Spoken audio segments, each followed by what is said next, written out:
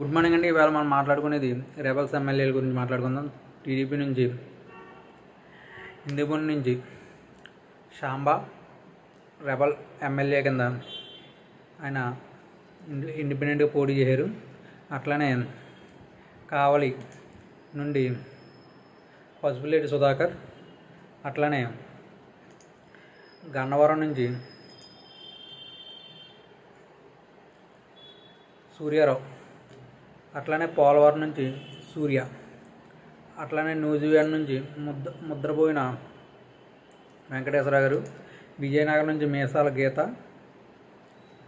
అట్లానే ముండి నుంచి కలవపూడి శివగారు.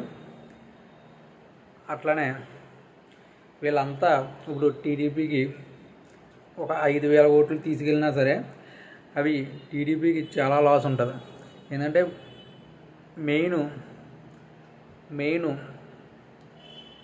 ఇప్పుడున్న పరిస్థితుల్లో నూజివీడు, అలాగే గన్నవరం ఇవన్నీ కొంచెం టఫ్.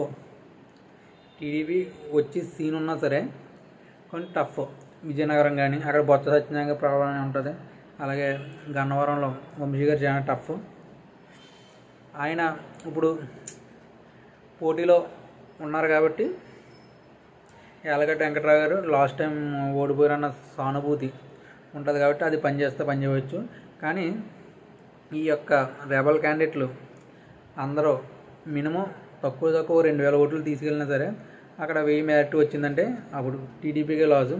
అవి టీడీపీ పెద్దలు చాలా వరకు కంట్రోల్ చేశారు, కానీ అవి కొన్ని చోట్ల వర్కౌట్ అవ్వలేదు.